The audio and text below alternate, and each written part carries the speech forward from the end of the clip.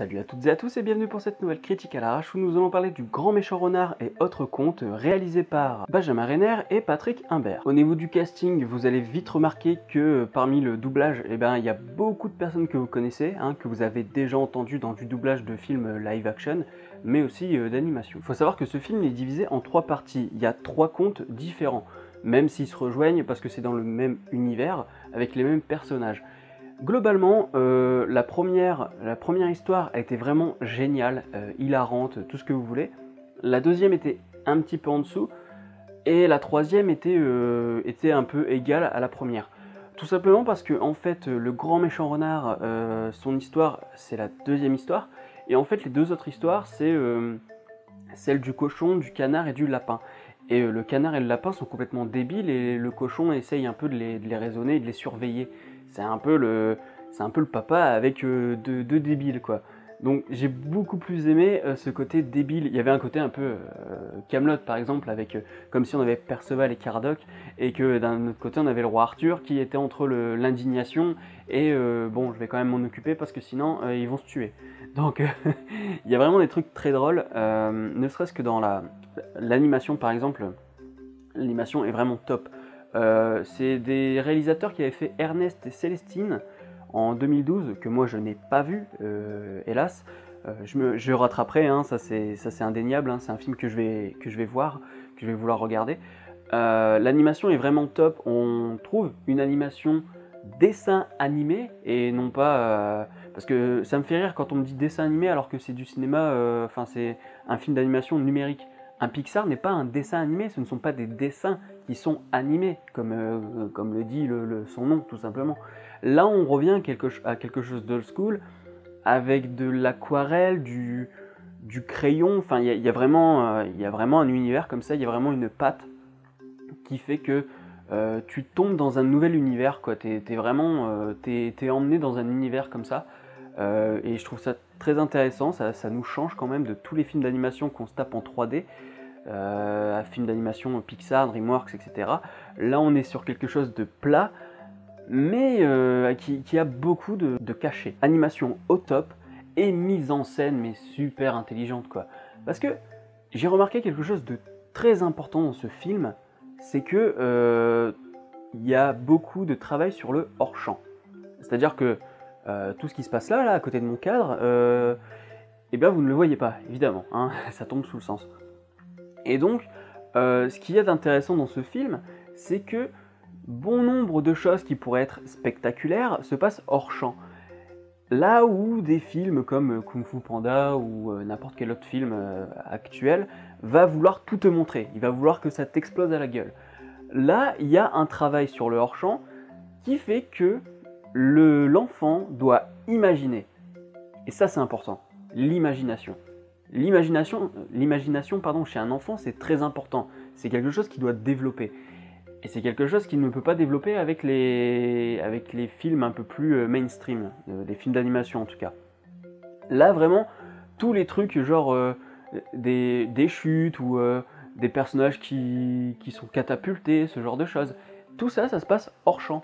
Donc, c'est à l'enfant de se faire sa propre vision. C'est à lui de travailler sur son imagination, un peu à la manière d'un lecteur de bouquins. Et donc ça, je le trouve très intéressant, parce que c'est primordial pour les enfants de faire travailler leur imagination. Et le problème, c'est que quand tu les fais regarder un dessin animé, généralement la télévision et le cinéma, ils peuvent pas imaginer. Ils peuvent pas créer leur imagination, parce que de toute manière, on leur montre tout. Donc là, vraiment très intelligent, le hors-champ. En plus, c'est ce qui fait que le hors-champ, là-dedans, il est drôle. Tout est drôle dans ce film. À la fois que ce soit les dialogues, le travail sur le hors-champ et du coup le côté burlesque. Il y a vraiment des comiques de situation, des comiques dans l'action, de répétition aussi, parfois ça arrive. Et donc ouais, t'es transporté dans un univers comme ça, hilarant, qui travaille tellement bien sur un côté pédagogique, plutôt ludique, voilà. En fait c'est vidéoludique. C'est-à-dire que l'enfant, il peut regarder ça tranquillement, mais il va y avoir un travail, il va y avoir un jeu avec l'enfant, parce qu'il va y avoir une interaction, c'est-à-dire que déjà, faut savoir quand même que ça s'ouvre avec les personnages qui nous parlent à nous, Donc l'enfant est invité de toute manière à rentrer dans le film et à participer avec les personnages. Après les histoires en elles-mêmes, les contes en eux-mêmes, ils sont intradigétiques et ils s'adressent pas aux spectateurs, mais tout ce qui se passe entre eux, c'est comme une pièce de théâtre. C'est extradigétique, t'as un présentateur, il dit « Et maintenant on va passer à telle histoire ». Et là tu rentres dans une histoire qui ne s'adresse pas aux spectateurs. Et donc de ce côté-là, t'as déjà un élément ludique, parce qu'on invite le gamin justement à participer, à se dire « Ah tiens, le personnage il me parle et tout ». Et donc bon, à mon avis, ce ne sera pas étonnant qu'il y ait des enfants qui répondent par exemple au présentateur, au renard. Et donc, il y a ce côté ludique au niveau de le personnage qui s'adresse au spectateur, mais le côté ludique aussi où ça travaille sur le hors-champ. Donc voilà, je vais pas aller plus loin parce que c'est des choses qu'il faut que vous découvriez le film, vraiment, je vais pas vous raconter. Tout ce que vous avez à savoir, c'est que pour vos enfants, c'est juste c'est extraordinaire. C'est vraiment un très bon film français d'autant plus, un très bon film d'animation pour vos enfants et pour les adultes, hein, parce que il y a des adultes qui vont comprendre certaines choses que les enfants ne vont pas nécessairement comprendre, et on va pas rire aux mêmes choses d'ailleurs. Et donc il y a un gros travail de mise en scène, notamment sur le hors-champ, sur l'animation, sur l'humour, sur le côté burlesque. Voilà, c'est vraiment un film très bon, très abouti. Et moi, à part la deuxième histoire où je me suis un petit peu ennuyé, enfin pas ennuyé, mais tu sentais que c'était un peu en dessous du reste, en dehors de ça, c'est vraiment top quoi. Donc si vous avez un film à aller voir avec vos enfants, et même tout seul pourquoi pas, Le Grand Méchant Renard et Autres Contes. Il n'y a pas photo. Voilà. Avec tout ce qu'il y a en ce moment, si vous voulez un film d'animation, en plus je suis pas sûr qu'il y ait d'autres films d'animation en ce moment, si ce n'est les Schtroumpfs qui est encore à UGC depuis 3 mois alors que c'est vraiment une bouse pas possible. S'il y a un film d'animation à aller voir, c'est celui-là. Donc voilà, je vous dis à la prochaine. Pensez à liker la petite vidéo s'il vous plaît, le petit pouce bleu, à partager aussi. À partager principalement si vous connaissez des parents qui ont des enfants, ça tombe sous le sens si ce sont des parents qui ont des enfants. Si vous connaissez des gens qui ont des enfants, balancez-leur la vidéo ou la bande-annonce, hein, si vous n'avez pas envie de balancer ma vidéo, mais je préférerais que ce soit ma vidéo quand même. Voilà, parlez-en vraiment aux parents de petits-enfants. Et c'est pour tout âge, hein, c'est-à-dire que le gamin de 3 ans peut très bien y aller.